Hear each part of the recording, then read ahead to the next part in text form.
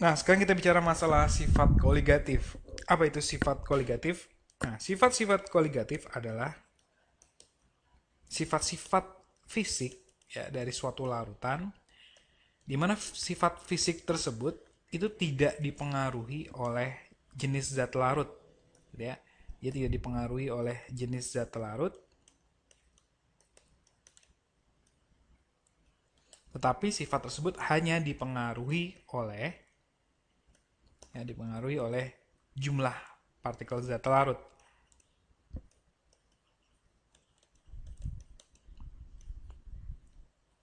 gitu ya.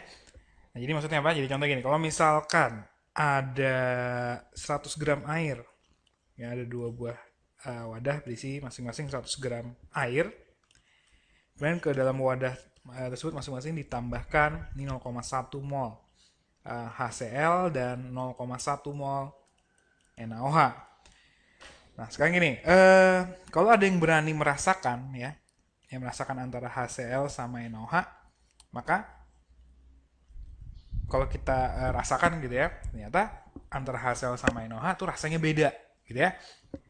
Jadi sifat rasa itu bukan sifat koligatif ya, karena rasanya beda. Jadi kalau zat terlarutnya HCl sama NaOH, kan zat terlarutnya beda ya. Ternyata sifat rasanya beda, maka rasa bukan merupakan sifat koligatif. Kemudian kalau kita ukur pH-nya, ya pH, ya ini kan menghasilkan apa? Ini kan menghasilkan larutan HCl, dan ini akan menghasilkan larutan HCl, dan ini akan menghasilkan apa? Larutan NaOH, gitu ya. Larutan NaOH, kan kita tahu HCl itu kan sifatnya asam ya. Berarti artinya pH-nya di bawah 7. Sedangkan kalau NaOH basa, maka pH-nya di atas 7. Maka HCl sama NaOH ya zat larutnya beda, kemudian pH-nya beda. Maka pH juga bukan merupakan sifat koligatif, gitu ya. Jadi yang ini bukan merupakan sifat koligatif. Sekarang apa yang sama antara HCl sama NaOH? Lihat ya, HCl 0,1 mol, ini juga 0,1 mol. Lihat, maka kemungkinan jumlah partikel zat larutnya sama gitu ya. Jadi ketika jumlah partikel zat larutnya sama, apa sifat yang sama? Oke, kalau kita ukur titik didih ya, titik didih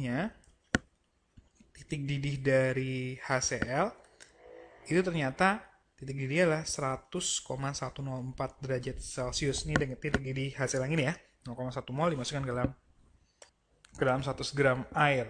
Titik didihnya 100, oh sorry bukan 100,104 tapi 101,04.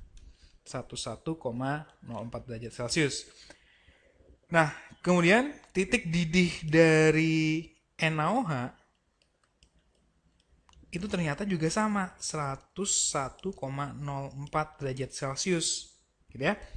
Kemudian kalau kita ukur yang lain misalkan titik beku ya, titik beku dari HCl nya ya, titik beku dari HCl itu kalau diukur ternyata nilainya adalah itu minus 3,72 derajat Celcius, dan titik beku dari NaOH ya, NaOH yang ini ya, ternyata juga sama minus 3,72 derajat Celcius. Nah, jadi dengan jumlah partikel zat laut yang sama ya, walaupun jenis zat lautnya beda, HCl sama NaOH, ternyata memberikan titik didih dan titik beku yang sama. Maka titik didih dan titik beku itu berhubungan dengan sifat koligatif, gitu ya. Dia berhubungan dengan sifat koligatif karena memberikan nilai yang sama atau sifat yang sama. Oke, tetapi sifat koligatifnya bukan titik didih dan titik beku. Ya, sifat koligatifnya, jadi salah satu sifat koligatif yang berhubungan dengan titik didih adalah kenaikan titik didih.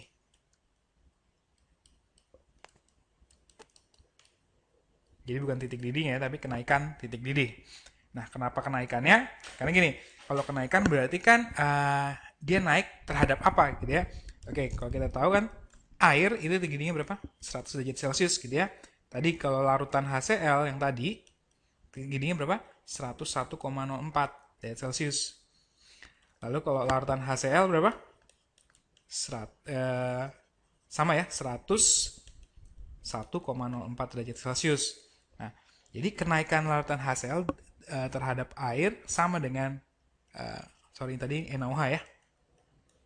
Jadi kenaikan titik didih HCl terhadap air sama dengan kenaikan titik didih NaOH terhadap air, gitu ya. Jadi selisih HCl, titik didih HCl dengan air dengan sisi titik didih NaOH dengan air itu sama ya. Sifat koligatifnya adalah kenaikan titik didihnya ya. Kemudian yang kedua, titik beku. Nah, yang berhubungan sama titik beku adalah sifat koligatif adalah penurunan titik beku. Ya, penurunan titik beku. Kenapa penurunan? Karena kan kita tahu air itu titik bekunya 0 derajat Celcius. Tadi larutan HCl berapa tadi? Minus 3,72 derajat Celcius. Larutan NaOH minus 3,72 derajat Celcius. Berarti selisih titik beku larutan HCl dengan air dan selisih titik beku lautan NaOH dengan air sama ya. Ini salah satu dari bukan salah satu ya. Ini dua dari beberapa sifat koligatif ya. Jadi sifat koligatif yang lain. Yang ketiga adalah berhubungan dengan tekanan uap. Nah, yang ketiga adalah penurunan tekanan uap.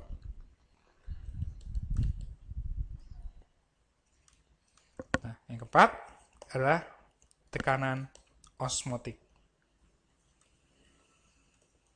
Jadi keempat sifat koligatif inilah yang hanya dipengaruhi oleh jumlah partikel zat larut dan tidak dipengaruhi oleh jenis zat larutnya.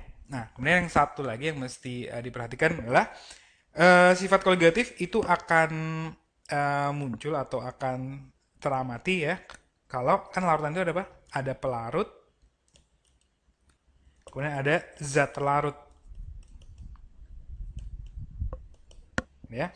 Nah, yang perlu diperhatikan adalah zat larutnya itu adalah zat-zat yang biasanya atau harus sukar menguap. Ya, jadi zat larutnya harus sukar menguap, berarti nanti sifat koligatif bisa teramati. Nah, tapi kalau zat larutnya mudah menguap, maka sifat koligatif ini susah teramati gitu ya. Jadi contohnya kalau titik didih gitu ya. Jadi kalau titik didih dipanaskan, terusnya zat larutnya juga menguap. Ya, maka sifat koligatifnya menjadi tidak teramati. Jadi yang perlu diperhatikan adalah zat lautnya adalah merupakan zat-zat yang sukar menguap. Baru sifat koligatif bisa diamati ya. Nah, itulah sekilas pendahuluan mengenai sifat koligatif.